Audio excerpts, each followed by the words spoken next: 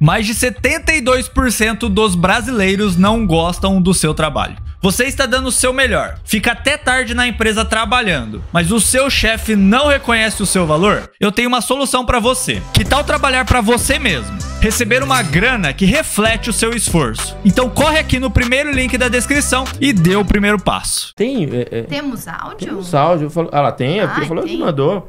Por favor. Boa noite, pessoal do podcast. Boa noite, Muzi. Boa noite. Aqui é a Yasmin. Eu falo de Mogi das Cruzes, São Paulo. E a minha pergunta é: eu tenho muitos pacientes com cortisol extremamente elevado. Ixi, como que eu faço para normalizar isso? Estresse. Obrigada, Yasmin, porque eu sou uma dessas pacientes com cortisol extremamente alto. Não levanta da cama, né? É então, Yasmin, a gente tem que fazer uma separação. Quantas dessas pacientes são homens, quantas dessas são mulheres?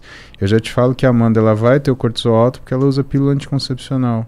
O etinil estradiol, ele aumenta uma proteína que chama CBG.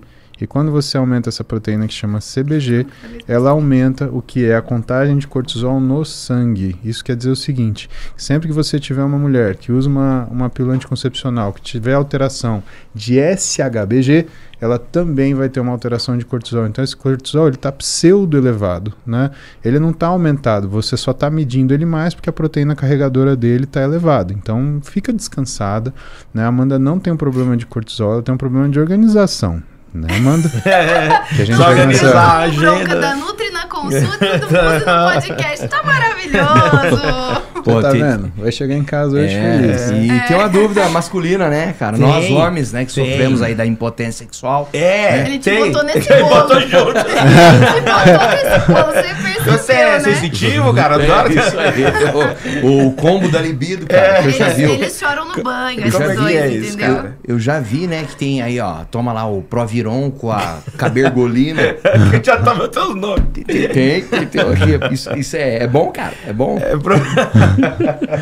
Cara, uma forcinha. Então, o Proviron... Chegando perto dos 40, né, daquela... Ai, Guilherme.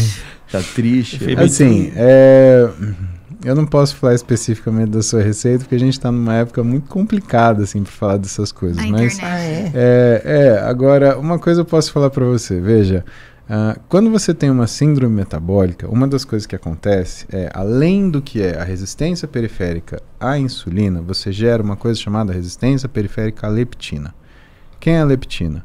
Leptina é o hormônio que avisa o seu cérebro que a quantidade de energia que você consome está ok.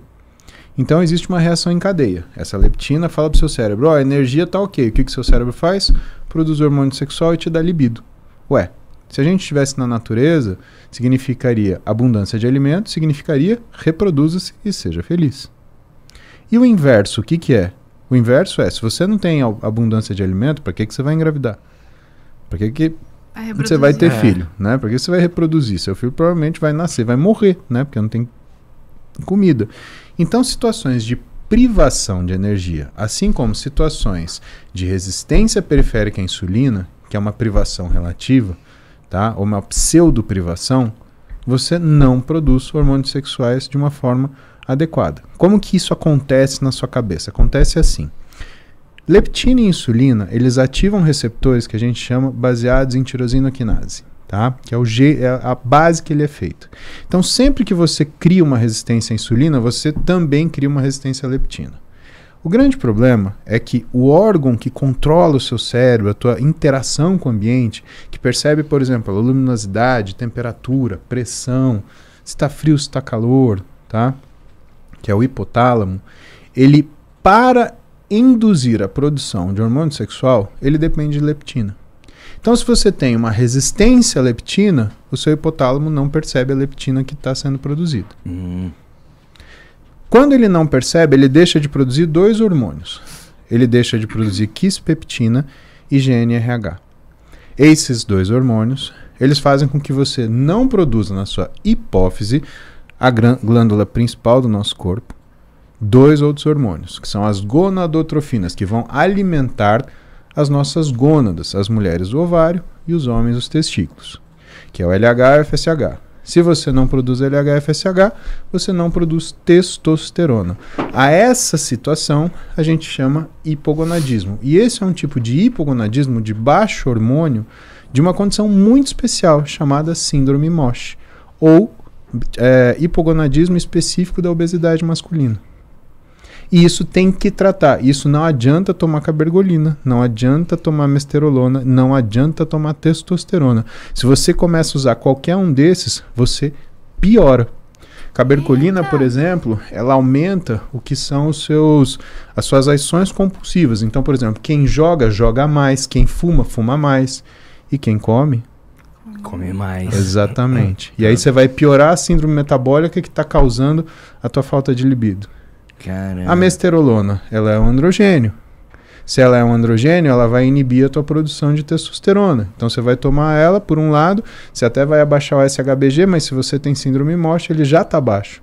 Então você vai piorar mais ainda. E isso vai facilitar você engordar mais ainda. Você entendeu o tamanho do problema que se envolve? Por isso que precisa de por isso que você precisa de um médico, né? Em especial, se você não tem se você não faz exercício, quem vai tratar isso daí, né? Bom, quem sempre trata isso é um endocrinologista, né? O endocrinologista que é o cara formado, né? Que tem formação para fazer esse diagnóstico e te entregar um tratamento adequado. Aí ele já vai tratar as duas coisas, ele vai tratar tanto a falta de testosterona quanto a sua síndrome metabólica ou a sua obesidade, se caso isso existir.